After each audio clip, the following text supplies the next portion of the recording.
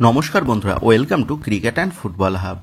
তো বন্ধুরা, এই ভিডিওতে তোমাদের মধ্যে বেশ কয়েকটা গুরুত্বপূর্ণ আপডেট নিয়ে আলোচনা করার আছে, সেহেতু ভিডিওটা একটুও না স্কিপ করে তোমাদের পুরোটা দেখার অনুরোধ থাকলো। আর তোমরা যারা আমাদের এই চ্যানেলে প্রথমবার এসেছো তারা কিন্তু অবশ্যই ভিডিওতে লাইক দিয়ে চ্যানেলটা সাবস্ক্রাইব করে রেখো, কারণ তুমি কিন্তু এখানে তোমার প্রিয় দলের সমস্ত রকম খেলার খবর সবার আগে পেয়ে যাবে। তো চলো আর দেরি না করে আজকের ভিডিওর মেইন টপিকগুলো নিয়ে আলোচনা শুরু করা যাক। সো ফার্স্ট অফ অল, যদি গতকালের হয়ে যাওয়া সিএফএল এর ম্যাচ নিয়ে কথা বলা যায়, তো গতকাল মোহনবাগান দল তারা সিএফএল এ তাদের পঞ্চম ম্যাচে মুখোমুখি হয়েছিল কালীঘাট এমএসের বিরুদ্ধে।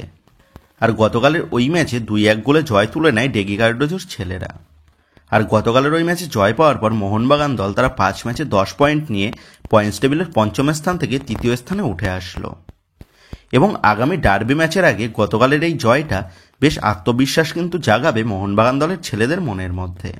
তো তোমরা জানো আগামী 19 তারিখ সিএফএল এর ডার্বি ম্যাচ রয়েছে, আর এই বড় ম্যাচটা খেলানোর সিদ্ধান্ত নেওয়া হয়েছে কল্যাণী স্টেডিয়ামে। তবে সবথেকে বড় বিষয় হচ্ছে এই বড় ম্যাচ কল্যাণীতে আয়োজন করার জন্য এখনো পর্যন্ত কল্যাণী পুলিশের তরফ থেকে কোনোরকম গ্রিন সিগন্যাল পাওয়া যায়নি। তবে আইএফের কর্মকর্তারা তারা পুলিশ প্রশাসনের সাথে কথাবার্তা চালাচ্ছে যাতে ওই নির্দিষ্ট দিনেই নির্দিষ্ট জায়গাতে ডার্বিটা অনুষ্ঠিত করানো যায়। তবে যদি ইনকেস পুলিশের সহায়তা না মেলে তাহলে আগামী 19 তারিখের ডার্বি ম্যাচটা পোস্টপন বা ভেন্যু চেঞ্জ হতে পারে। সেহেতু আইএফএ পুলিশ প্রশাসনকে রাজি করাতে পারে নাকি সেই দিকেই আমাদের নজর থাকবে। তো যাই হোক, এবার পরবর্তী আপডেটটা বেরিয়ে আসছে মেহতাব সিংকে নিয়ে। তো তোমরা জানো এই মৌসুমেই মেহতাব সিংকে দলে নেওয়ার জন্য ট্রান্সফার মার্কেটে রীতিমতন একটা লড়াই আমরা দেখতে পেয়েছি। 27 বছর বয়সী এই অভিজ্ঞ ডিফেন্ডারকে দলে নেওয়ার জন্য ট্রান্সফার মার্কেটে বাংলার দুই প্রধান তথা ইস্টবেঙ্গল ও মোহনবাগান উভয় ম্যানেজমেন্টই কিন্তু বেশ জোর কদমে কাজ করেছে। তবে তোমাদের বহুবার জানিয়ে দিয়েছি মেহতাব সিংকে পাওয়ার রেসে মোহনবাগান ম্যানেজমেন্ট তারা কিন্তু অনেকটাই ফ্রন্ট রেসে রয়েছে। অপরদিক দিয়ে আবার মেহতাব সিংয়ের বর্তমান দল মুম্বাই সিটি এফসি তারাও আবার মেহতাব সিংকে ছাড়ার জন্য এক এক সময় এক এক রকমের অ্যামাউন্টের দাবি জানায়। তবে মোহনবাগান ম্যানেজমেন্ট তারা কিন্তু কখনোই এই মেহতাব সিংয়ের রেস থেকে সরে যায়নি, কারণ কোচ হোসে মলিনা তিনি পার্সোনালি সাজেস্ট করেছেন মেহতাব সিংকে দলে নিতে। আর তার মূল কারণ হচ্ছে মেহতাব সিংকে দলের ডিফেন্স লাইনে খেলিয়ে আপফ্রন্টে একজন অতিরিক্ত বিদেশি খেলানোর পরিকল্পনা রয়েছে এই মৌসুমে কোচ হোসে মলিনার। আর সেই কারণেই মোহনবাগান ম্যানেজমেন্ট কোচ হোসে মলিনার চাহিদা মতনই এই অভিজ্ঞ ভারতীয় ডিফেন্ডারের ডিলে প্রথম থেকেই অল আউট ঝাঁপিয়েছে। আর বর্তমানে দাঁড়িয়ে যেমনটা আপডেট জানা গেছে, এই মেহতাব সিংয়ের ডিল থেকে আউট অফ রেস হয়ে গেছে ইস্টবেঙ্গল ম্যানেজমেন্ট। সেহেতু এবার কিন্তু এই মেহতাব সিংয়ের ডিলে শুধুমাত্র রয়েছে মোহনবাগান ম্যানেজমেন্ট এবং মুম্বাই সিটি এফসি। তবে এই ডিলে কিন্তু ফ্রন্ট রেসে রয়েছে মোহনবাগানই, কারণ Mumbai city FC management Mehtab সিংকে কন্ট্রাক্ট এক্সটেনশনের অফার দিলেও মেহতাব সিং সে চাইছে কলকাতায় মুভ করতে। এবং মুম্বাই সিটি এফসি তারা যদি মেহতাব সিংকে রিলিজ করে দিতে রাজি হয়ে যায় তাহলে মেহতাব সিংয়ের নতুন গন্তব্যস্থল কিন্তু হতে চলেছে মোহনবাগান দলই। তেমনটাই কিন্তু বর্তমানে দাঁড়িয়ে লেটেস্ট আপডেট। বর্তমানে দাঁড়িয়ে আইএসএল অনুষ্ঠিত হওয়ার বিষয়ে একটা জটিলতা সৃষ্টি হওয়ার জন্য মোহনবাগান ম্যানেজমেন্ট তারা কিন্তু এই মেহতাব সিংয়ের ডিলটা হোল্ডে রেখেছে। তবে যখনই এফএসডিএল বা এআইএফএফ এর তরফ থেকে আইএসএল এর বিষয়ে একটা সবুজ সংকেত পাওয়া যাবে, সেই দিন থেকে কিন্তু আবারও মোহনবাগান ম্যানেজমেন্ট তারা এই মেহতাব সিংয়ের ডিলে অল আউট ঝাঁপিয়ে পড়বে। আর যেমনটা খবর, বাগান ম্যানেজমেন্ট তারাও কিন্তু আশাবাদী এই মেহতাব সিংকে দলে ভেড়ানোর বিষয়ে। সেহেতু যদি সবকিছু ঠিকঠাকভাবে এগোয় তাহলে এই মরশুমে এই মেহতাব সিংকে আমরা সবুজ মেরুন জার্সিতেই মোহনবাগান দলের ডিফেন্স লাইনকে সামলাতে দেখতে পেতে চলেছি।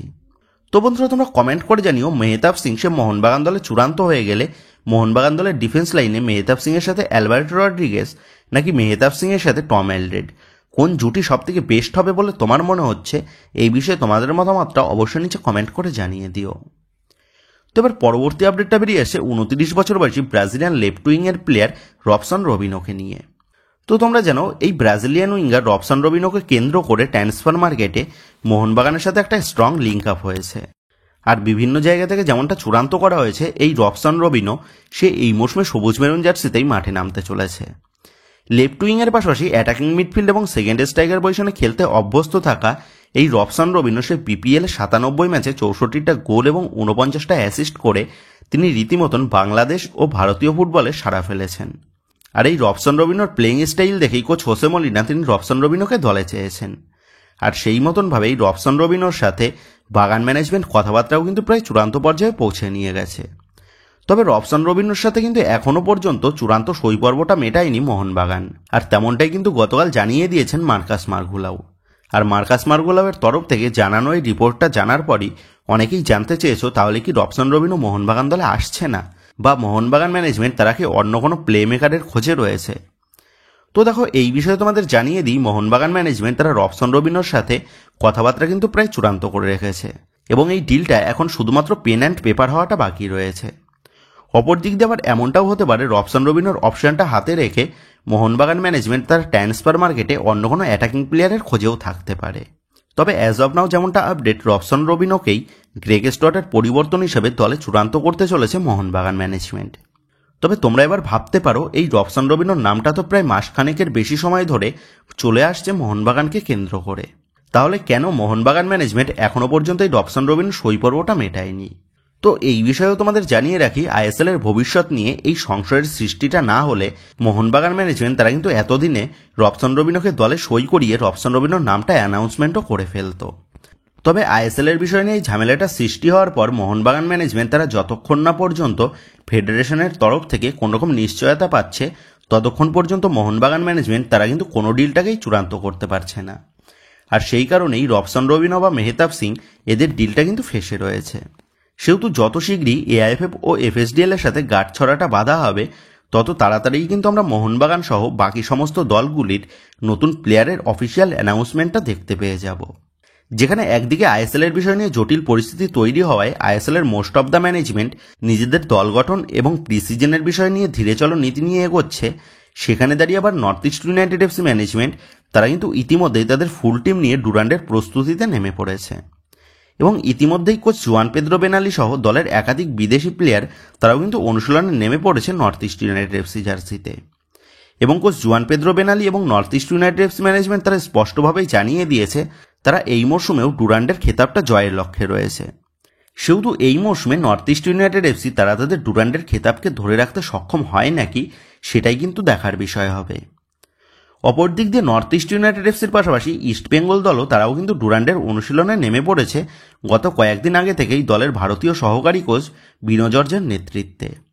এবং যেমনটা খবর, আগামী 19 তারিখ কোচ অস্কার ব্রুজন এবং দলের নতুন সহকারী কোচ অ্যাদ্রিয়ান মার্টিনেজ সহ দলের নতুন বিদেশি ডিফেন্ডার কেভিন তারা কলকাতায় পা দেবে, এবং এর পাশাপাশি দলের বাকি বিদেশিরাও এই চলতি সপ্তাহেই কলকাতায় পা দিয়ে দেবে। এছাড়া দলের বাকি সমস্ত ভারতীয় প্লেয়ার তারাও কিন্তু একে একে শিবিরে যোগ দেওয়া শুরু করে দিয়েছে। সেহেতু এটা বলাই যায় আগামী সপ্তাহের শুরু থেকেই গোটা ইস্টবেঙ্গলের সিনিয়র দল তারা কিন্তু ডুরান্ডের প্রস্তুতিতে নেমে পড়তে চলেছে কোচ অস্কার ব্রুজনের নেতৃত্বে।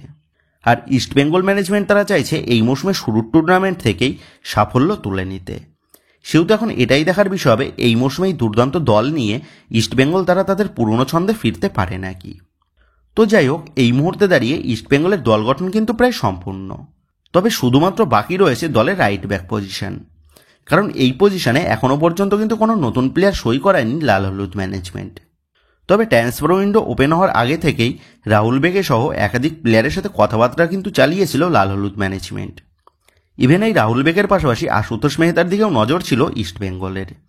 তবে এই দুই অপশানই হাতছাড়া হওয়ার পর ইস্টবেঙ্গল ম্যানেজমেন্ট তারা মুম্বাই সিটি এফসি দলের তরুণ ডিফেন্ডার ভ্যালপুইয়ার দিলেও কথাবার্তা চালিয়েছিল। তবে মুম্বাই সিটি এফসি ম্যানেজমেন্ট তারা ভ্যালপুইয়াকে ছাড়তে তেমন একটা আগ্রহী নয়, যার কারণে ইস্টবেঙ্গলকে কেন্দ্র করে দুই নতুন ভারতীয় প্লেয়ারের নাম বেশ কিছু জায়গা থেকে জানানো হয়েছে, যাদের মধ্যে রয়েছে কলকাতা ময়দানের অত্যন্ত অভিজ্ঞ এবং পরিচিত 31 বছর বয়সী ভারতীয় রাইট ব্যাক পজিশনের প্লেয়ার প্রীতম কোটাল এবং 24 বছর বয়সী ভারতীয় ডিফেন্ডার হরমিপম রুইভা। তো এই দুইজনের নাম বর্তমানে দাঁড়িয়ে ইস্টবেঙ্গলের সাথে বেশ জোরালোভাবে জানা গেলেও যেমনটা জানা গেছে ইস্টবেঙ্গল ম্যানেজমেন্ট তারা কিন্তু এখনও পর্যন্ত এদের মধ্যে কারোর সাথেই অফিসিয়ালিভাবে কথাবার্তা চালায়নি। তবে দলের রাইট ব্যাক পজিশনকে মজবুত করার জন্য ইস্টবেঙ্গল ম্যানেজমেন্ট তারা ট্রান্সফার মার্কেটে বেশ কিছু অপশানের দিকে নজর রেখেছে। সেহেতু এখন এটাই দেখার বিষয় হবে রাইট ব্যাক পজিশনের জন্য কোন নতুন প্লেয়ারকে দলে চূড়ান্ত করে ইস্টবেঙ্গল ম্যানেজমেন্ট। তো বন্ধুরা, এই ভিডিওতে এই আপডেট করা নিয়েই তোমাদের মধ্যে আলোচনা করার ছিল। তো আশা করি ভিডিওটা তোমাদের ভালো লেগেছে। তো যদি ভিডিওটা ভালো লেগে থাকে তাহলে ভিডিওতে লাইক দিয়ে চ্যানেল সাবস্ক্রাইব করে পাশে থাকা বেল আইকনটা অবশ্যই প্রেস করে দিও। তো বন্ধুরা, এই ভিডিওটা এটুকুই ছিল। তো আসি বন্ধুরা, দেখা হচ্ছে পরের ভিডিওতে।